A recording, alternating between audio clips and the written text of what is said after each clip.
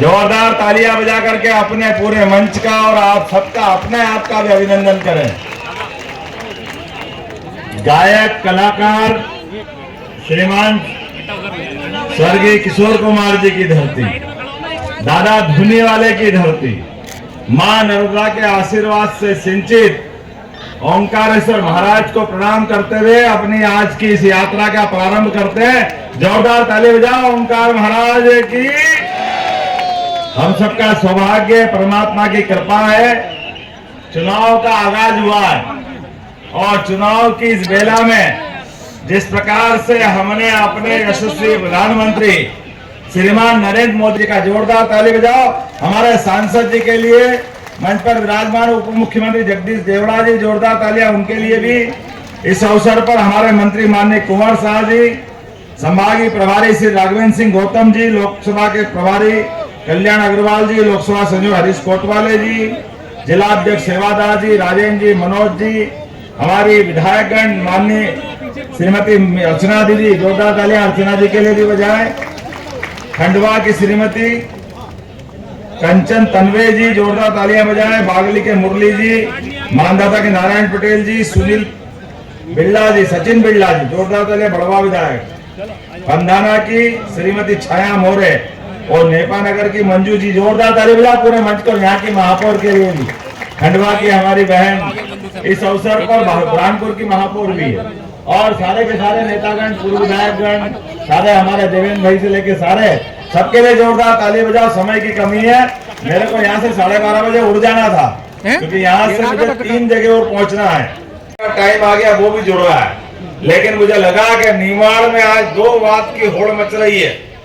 सूर्यदेव अपना प्रताप फैलाते हुए वो अपनी आभा और ऊर्जा और गर्मी से आपको परीक्षा ले रहा है, और जिस ढंग से भाजपा के कार्यकर्ताओं ने संकल्प किया है कि चाहे आंधी आए, तूफान आए, पानी आए, कंधे पे बैठो नहीं, तमाम प्रकार के आरोप अवरोध, तमाम प्रकार की चुनौतियों के बावजूद भी जिस प्रकार का समय चल रहा है, यशस्वी श्रीमान नरेंद्र मोदी जी के लिए बीते कल ही वो हमारे साथ थे दमोह की धरती पर, और हम तो भाग्यशाली हैं, परमात्मा की कृपा से ये समय हमारी आंखों के सामने देख रहे हैं। कितना आनंद आता है, हमारे अपने यशस्वी प्रधानमंत्री के नेतृत्व में दुनिया भारत की तरफ देखती है।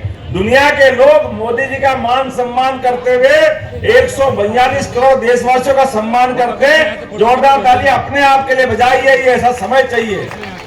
और दुर्भाग्य से उसके उल्टे कांग्रेस और कांग्रेस के नेता पता नहीं कहां दिमाग, भगवान ने कौन सा दिमाग दिया है इनको, क्या कहते हैं, कैसे कहते हैं, कैसा आश्चर्य लगता है।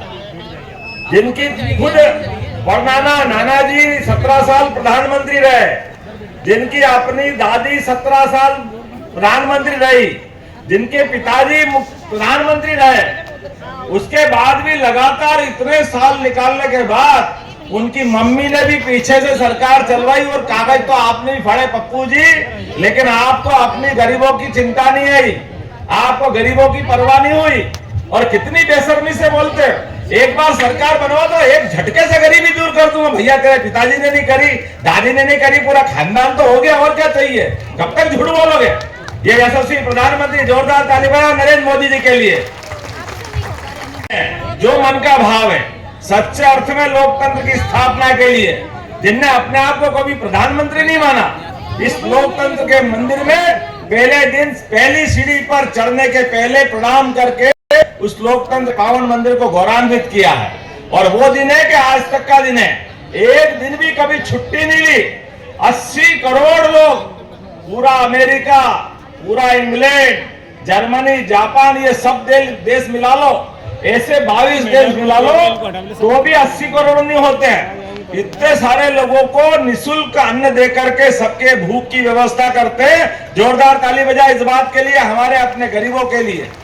और गरीब का मकान अभी तो बने ही बने, और 3 करोड़ फिर नए बनाने की घोषणा की।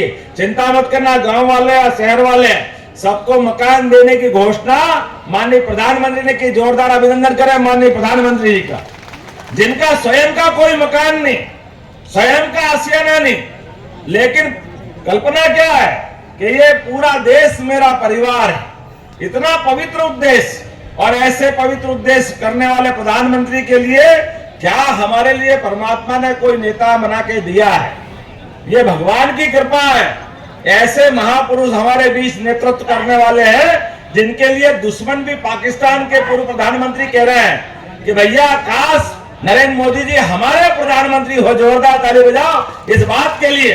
दुश्मन भी तरस रहे हैं, लेकिन हमारे देश के अंदर कांग्रेस के लोगों के केवल कुर्सी, केवल सत्ता, इसके कारण क्या क्या बोल रहे हैं। एक बाबू उत्तर प्रदेश में हार के जो भागे तो केरल में जाके अटके। अब की बार जो हारेंगे तो आगे समुद्र है, जगह भी नहीं मिलेगी, कहां जाने वाले, चुनाव लड़ने लायक बचने वाले नहीं। आपके भावी ऐसे केरल के अंदर भाषण दे रहे हैं, वो कह रहे कि मैं भाजपा वालों का इसलिए विरोध करता हूं कि भाजपा इस देश को नहीं समझती। अच्छा भैया तुम समझा दो, तो क्या समझा दो। वो कह रहे कि देश के अंदर अलग अलग भाषा है, अलग अलग संस्कृति है, इसलिए देश की कल्पना भी अलग अलग होगी। अरे बाप रे, ये क्या कह रहे हो आप, इस देश के अंदर कह रहे हो। अरे हमारा कितना सुंदर नारा है, अलग भाषा अलग वेश फिर भी हमारा एक ही देश। ये हमारा विचार है। हमारे देश के अंदर इससे आपको अगर देश के अंदर अलग अलग देश देखोगे तो पाप करोगे जो आपके पुरखों ने किया। अंग्रेज भी वो नहीं कर पाए जो कांग्रेस ने किया। अंग्रेज के टाइम पे भी हमारा भारत एक था। दुर्भाग्य के साथ जिस दिन बंटवारा हुआ उस दिन अंग्रेज तो चले गए अपने देश, लेकिन हमारे देश का अगर खंडित हिस्सा मिला कांग्रेस के कारण मिला। दुर्भाग्य से कांग्रेस के कारण भारत और पाकिस्तान का बंटवारा, ये हमारी भाजपा नहीं थी उस समय, जनसंघ नहीं था, ना जनता पार्टी थी, एकमात्र पार्टी कांग्रेस थी। ये कांग्रेस के सिर पे पाक का बंटवारा, देश का खंडित करने का पाप कांग्रेस के माथे। और पहला दिन हमने सबने देखा एक के बाद एक गलती कैसे करती। ये हमारा कश्मीर मुकुटमणि भारत का, अगर इसको भी अलग करके ले जाने के लिए धारा 370 का पाप अपने माथे पे दिया। ये पाप भी कांग्रेस के माथे पे। लगातार 40,000 लोगों की हत्याएं कश्मीर के कारण से हुई। ये सारा पाप किसके माथे? और कितनी बेशर्मी से बोल रहे थे। ये पीढ़ी गवाह है, अभी 5 साल पूरा नहीं हुआ, लेकिन यशस्वी प्रधानमंत्री ने इस कलंक को भी धोने का काम किया। धारा 370 को उखाड़ के फेंका कि ये धारा हमारे यहां नहीं चलेगी। कश्मीर हो या कन्याकुमारी, अपना देश अपनी माटी, इस पवित्र उद्देश्य को लेकर के भाजपा राजनीति करती है। इसलिए ऐसे सारे विषय, हमारे यहाँ सिख बंधु भी बैठे हैं, हमारे सिंधी समाज के लोग भी बैठे हैं, बंगाली समाज के लोग भी बैठे हैं। जब देश का बंटवारा हुआ, इनने आश्वासन दिया था उस समय कि आप भले पाकिस्तान में रह जाओ, देश का बंटवारा हो रहा है, लेकिन हिंदुस्तान में जब आप आना चाहोगे आपका स्वागत करेंगे, आपके देश में अभिनंदन करेंगे। दुर्भाग्य के साथ कहना पड़ रहा है, झूठ बोल करके उनको वहां मरने के लिए छोड़ दिया। आप बताओ, वो अगर देश के अंदर केवल धर्म बचाने के लिए अपना गांव, जमीन, जायदाद, सारी चीजें छोड़ करके आए, लेकिन आने के बाद इस देश में आके खड़े हो जाए तो आप क्या कह रहे? इनको अधिकार नहीं है सीएए का, इनको अधिकार नहीं है एनआरसी का। अरे वाह भैया, अरे आप कल्पना करो, तालिबान ने सत्ता पकड़ी अफगानिस्तान में, तो हमारे सबके सामने संकट हुआ। सिख भाई बहनों के पहले हमारे मंत्री और प्रधानमंत्री ने गुरु ग्रंथ साहिब को सिर पे रख करके पवित्रता का उद्देश्य धारण करके हमने अपने पवित्र ग्रंथों को भी बचाया। हमारे सभी भरतवंशियों को बचाने का काम अगर किसी ने किया, जोरदार ताली बजाओ नरेंद्र मोदी जी के। पहली बार आने के बाद आप सबके बीच में हमारी सरकार ने 100 दिन का समय निकाला और 100 दिन के अंदर कुछ फैसले किए हैं। फैसले किसी को खराब लगे तो लगे, मुझे परवाह नहीं इस बात की, लेकिन कानून का पालन सबको करना पड़ेगा। हमारे अपने प्रदेश के अंदर जो बाजार में उल्टा सुल्टा सामान बेचते थे, सबको मालूम है क्या बेचते थे, मालूम है कि नहीं मालूम है?